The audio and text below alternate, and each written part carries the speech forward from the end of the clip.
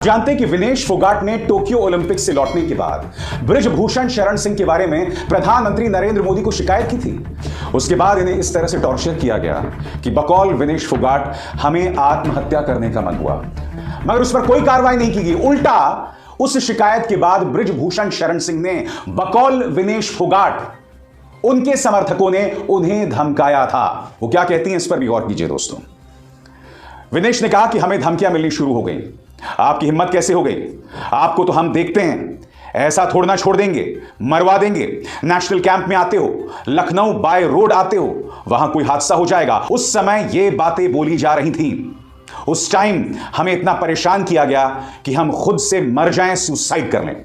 और आज मैं आपको यह भी बतलाने वाला हूं कि किस तरह से विनेश फोगाट और साक्षी मलिक के खिलाफ एक बहुत ही गंदा, घटिया और अश्लील प्रोपेगेंडा भारतीय जनता पार्टी का प्रचार तंत्र चला रहा है। सबसे पहले मैं आपको बतलाना चाहता हूं दोस्तों कि विनेश फोगाट ने प्रधानमंत्री नरेंद्र मोदी से मुलाकात के बाद क्या कहा था। मीडिया से बातचीत में विनेश ने कहा कि 2021 में मैंने प्रधानमंत्री नरेंद्र मोदी को सेक्सुअल हैरेसमेंट की बात बताई थी।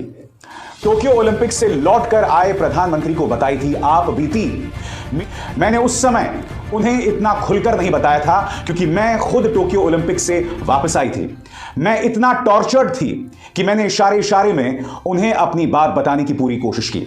मैंने कहा हमें मेंटली टॉर्चर किया जा रहा है, लड़कियों के साथ बहुत गलत हो रहा है, हमें और हमारी फैमिली को मारने तक की धमकी मिल रही है, हर तरीके से हमें परेशान किया जा रहा है, प्लीज हमारी हेल्प कीजिए। तब उन्होंने आश्वासन दिया था कि सब ठीक हो जाएगा, हम बैठे हैं इधर, आप चिंता मत कीजिए, आप अच्छे से गेम खेलिए। प्रधानमंत्री नरेंद्र मोदी सामने आए और कहें कि विनेश फोगाट का दावा सही है या गलत है। गलत है तो प्रधानमंत्री को सामने आकर कहना चाहिए कि विनेश फोगाट झूठ बोल रही है। सही है तो प्रधानमंत्री को यह बतलाना चाहिए कि उस पर कार्रवाई क्या हुई। उल्टा मैं आपको बताता हूं क्या हुआ दोस्तों। प्रधानमंत्री ने कहा कि यह बात आप खेल मंत्री से कीजिए, मगर खेल मंत्री को जैसे यह बात पहुंची, यह बात बकौल विनेश फोगाट बृजभूषण शरण सिंह को भी पहुंच गई। क्या कहती हैं इसमें विनेश फोगाट? मैं आपको खेल मंत्री से जो शिकायतें की 24 घंटे में बृजभूषण तक पहुंच गई। विनेश ने कहा कि इसके बाद भी बृजभूषण की हरकतें बंद होने का नाम नहीं ले रही थी। इस दौरान प्रधानमंत्री ने मुझे खेल मंत्री से मिलने को बोला था। मैंने खेल मंत्री से मुलाकात की और उन्हें सारी बातें बताई। 24 घंटे भी नहीं हुए थे, जो बात मैंने खेल मंत्री को बताई थी वो एक एक करके बृजभूषण को पता चल गई। यह बात उन्होंने या उनके ऑफिस वालों ने बृजभूषण को बताई, यह मुझे नहीं पता। इसके बाद मेरे पति को फोन आ गए थे कि आपने ऐसे कैसे प्रधानमंत्री को कहा। और उसके बाद क्या हुआ मैं आपको बताता हूं दोस्तों। वो क्या कहती हैं इस पर भी गौर कीजिए दोस्तों। विनेश ने कहा कि हमें धमकियां मिलनी शुरू हो गई। आपकी हिम्मत कैसे हो गई? आपको तो हम देखते हैं, ऐसा थोड़ना छोड़ देंगे, मरवा देंगे। नेशनल कैंप में आते हो, लखनऊ बाय रोड आते हो, वहां कोई हादसा हो जाएगा। उस समय ये बातें बोली जा रही थी। उस टाइम हमें इतना परेशान किया गया कि हम खुद से मर जाएं, सुसाइड कर लें। विनेश ने कहा कि मैं तो सब कुछ बोल दूंगी तो ये लोग उसी टाइम बृजभूषण को बताएंगे और कुछ गलत हो जाएगा। इंडियन एक्सप्रेस की खबर आई थी और उसमें बाकायदा फिजियोथेरेपिस्ट ने जो बातें बताई है ना, वो होश उड़ा देने वाली है। बाकायदा एक पूरा प्रचार किया जा रहा है टारगेट करने के लिए विनेश फोगाट, साक्षी मलिक और उन तमाम महिला खिलाड़ियों को जिन्हें कथित तौर पर यातना दी गई। सबसे पहले मैं चाहूंगा आप रेसलिंग फेडरेशन ऑफ इंडिया के ट्विटर हैंडल से ट्वीट किया गया यह वीडियो देखिए। इस वीडियो में देखिएगा दो खिलाड़ी हैं और वो किस तरह से रट्टा मार रहे हैं। रट्टा मार रहे हैं दोस्तों। मैंने इन दोनों की पहचान छिपा दी है, मगर आप देखिएगा किस तरह से दोनों रट्टा मार रहे हैं आपकी स्क्रीन पर। हम इतने सालों से कुश्ती लड़ रहे हैं, परंतु आज तक किसी भी लड़की के साथ कुछ गलत नहीं हुआ है। हम इन बेबुनियाद बातों की कठोर निंदा करते हैं और आप सभी से हाथ जोड़कर निवेदन करते हैं कि आप भी इन बेबुनियाद बातों की कठोर निंदा करें। इसको कौन गंभीरता से लेगा बताइए? उन्हें आपने रटवा दिया अपनी बात कहने के लिए, मजाक बना रहे हैं आप। बात यहां नहीं रुकती दोस्तों। भारतीय जनता पार्टी सदस्य और ओलंपिक में भारत का नाम रोशन करने वाले योगेश्वर दत्त का बयान सामने आया। सबसे पहले उनका यह बयान दिया है, मगर एएनआई ने यहां पर कहीं नहीं बताया है कि योगेश्वर दत्त जो हैं वो भाजपा के सदस्य हैं। योगेश्वर दत्त इसमें क्या कह रहे हैं मैं आपको पढ़ के सुनाना चाहता हूं। उन्होंने कहा कि पुलिस कार्रवाई करेगी अगर आप उन्हें रिपोर्ट करोगे।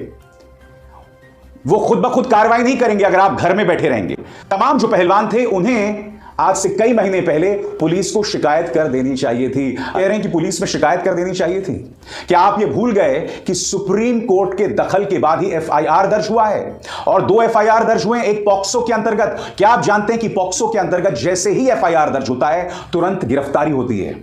अब आप खिलाड़ियों को यह नसीहत दे रहे हैं कि आपको पहले ही शिकायत कर देनी चाहिए थी। कैसे करते? उनकी बात कौन सुन रहा था? एक और चीज दिखाता हूं आपके स्क्रीन पर। यह है दिव्या काकरन। दिव्या काकरन भी कह रही हैं अपने इस बयान में कि किस तरह से उनकी राह में कोई मुश्किलें नहीं आई, यह सब झूठ है, मैं तो आसानी से अपना काम कर रही थी। मगर प्रचार तंत्र यह बताना भूल गया कि दिव्या काकरन भारतीय जनता पार्टी के पक्ष में प्रोपेगेंडा कर रही थी। यह देखिए तस्वीरें आपके सामने। या तो आप नाबालिग खिलाड़ियों को रट्टा लगवाते हैं, वो अपनी बात कहते हैं, या भाजपा के सदस्य योगेश्वर दत्त को सामने रखते हैं, हां, या फिर आप दिव्या काकरन को सामने रखते हैं जिन्होंने भारतीय जनता पार्टी के पक्ष में प्रोपेगेंडा किया था। अभिनव बिंद्रा और नीरज चोपड़ा ये दोनों ओलंपिक गोल्ड मेडलिस्ट हैं। ये दोनों खिलाड़ियों के पक्ष में सामने आए हैं, अपनी बात रख रहे हैं, उनकी समर्थन में बात कर रहे हैं। मैं आपको एक और बात बता दूं, जब बॉक्सर विजेंदर सिंह, जिन्होंने कई बड़े बड़े मुकाबलों में भारत का नाम रोशन किया है, जब वो पिछली बार इन खिलाड़ियों के पास आना चाहते थे तब खिलाड़ियों ने इन्हें मना कर दिया था, यह कहकर कि आप कांग्रेस से जुड़े हुए हैं। इस बार इन्होंने कहा है कि भाई तमाम राजनीतिक दल आ सकते हैं क्योंकि बीजेपी सुन नहीं रही है, इसीलिए उन्हें मजबूर होना पड़ा तमाम राजनीतिक दलों को निमंत्रण देने का। वहीं दूसरी तरफ बृजभूषण शरण सिंह ने कह दिया है कि इस्तीफे का तो सवाल ही नहीं पैदा होता। बेशक उनके खिलाफ 2 एफआईआर दर्ज हो गई हैं, एक पॉक्सो के अंतर्गत नाबालिग के साथ यातना के मामले में, मगर वो कह रहे हैं कि मैं इस्तीफा नहीं दूंगा। वो कह रहे हैं मैं बदस्तूर बना रहूंगा। और प्रधानमंत्री खामोश हैं। खेल मंत्री अनुराग ठाकुर बोल तो रहे हैं मगर हमें यह नहीं बतला रहे हैं कि उनकी जो रिपोर्ट आई थी, निगरानी कमेटी की रिपोर्ट आई थी, उसमें कहीं पर भी सेक्सुअल हैरेसमेंट और जो तमाम खिलाड़ियों ने अपने बयान दर्ज किए या फिजियोथेरेपिस्ट ने अपने बयान दर्ज किए, उसका जिक्र क्यों नहीं है। आज मैं आपको फिर से बतलाने वाला हूं दोस्तों कि इंडियन एक्सप्रेस ने दरअसल अपनी पड़ताल में क्या किया था, जो मैं आपको बतलाने वाला हूं। महिला पहलवानों को रात में बुलाता था बाहुबली बृजभूषण शरण सिंह। भारतीय महिला पहलवानों के यौन शोषण की कहानियां दर्दनाक हैं। इंडियन एक्सप्रेस की एक रिपोर्ट में फिजियोथेरेपिस्ट के हवाले से बताया गया है कि लखनऊ कैंप से लड़कियों को रात में बृजभूषण शरण सिंह बुलवाता था। उसके लोग और ड्राइवर कैंप में रात को आते थे और लड़कियों पर दबाव डालकर उन्हें ले जाया जाता था, ऐसा इंडियन एक्सप्रेस की रिपोर्ट ने कहा था। अब यह किस फिजियोथेरेपिस्ट ने कहा दोस्तों, यह भी मैं आपको बतलाने वाला हूं। जंतर मंतर पर पहलवानों के विरोध प्रदर्शन के दौरान द इंडियन एक्सप्रेस से बात करते हुए फिजियोथेरेपिस्ट परमजीत मलिक ने कहा कि लड़कियां अपने सीनियर खिलाड़ियों को इस यौन शोषण के बारे में बताते हुए बहुत रोई थीं। परमजीत ने कहा कि उन्होंने तत्कालीन महिला कोच कुलदीप मलिक को इन सारी बातों की जानकारी दी थी, लेकिन कोई कार्रवाई नहीं की गई। इंडियन एक्सप्रेस ने बृजभूषण और कुलदीप मलिक का पक्ष जानने के लिए उनसे बात करने की कोशिश की, मगर उन्होंने इस पर कोई जानकारी या कोई प्रतिक्रिया नहीं दी, क्योंकि यह एक बहुत बड़ा सवालिया निशान है इस शख्स पर, खेल मंत्री अनुराग ठाकुर।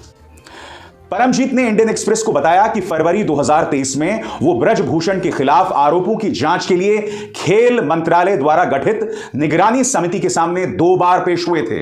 उन्होंने कहा कि उन्होंने 2014 की घटना की जानकारी जांच समिति को दी थी। बता दें, खेल मंत्रालय ने सोमवार को जांच समिति के जिन प्रमुख निष्कर्षों या नतीजों को देश के सामने रखा, वो बृजभूषण के खिलाफ यौन शोषण के आरोपों पर चुप है और सिर्फ कुश्ती महासंघ के अंदर की खामियों का जिक्र है। यानी कि जो निगरानी की समिति की रिपोर्ट सामने उभर कर आती है, उसमें मलिक साहब के बयानात का जिक्र तक नहीं है, सेक्सुअल हैरेसमेंट का जिक्र तक नहीं है, मगर ये मामला 2014 से है। परमजीत मलिक जैसे फिजियोथेरेपिस्ट सामने आ रहे हैं, बात रख रहे हैं। आपने एफआईआर तक दर्ज नहीं की, जिससे पता चलता है कि यह प्रक्रिया जो है किस तरह से एक तरफा है, इसमें खुलकर पक्षपात किया जा रहा है। फिर आप कैसे कह सकते हैं कि आप इस्तीफा नहीं देंगे? फिर आप कैसे कह सकते हैं कि मामला ही गलत है, जब आप कार्रवाई ही नहीं कर रहे हैं, जब आप कदम ही नहीं उठा रहे हैं, और कदम उठा रहे हैं तो सुप्रीम कोर्ट के दबाव के बाद, तो आप पर विश्वास कैसे किया जाए? इसीलिए प्रधानमंत्री, आपकी खामोशी चिंताजनक है। मैं उम्मीद करूंगा कि अगले 10 दिन जो आप कर्नाटक में हैं और आप लगातार अपने तेवरों में हैं, कर्नाटक की भूमि से जब ये बात कहेंगे तो उसी जमीन से आप इन खिलाड़ियों की बात भी करेंगे। अभिसार शर्मा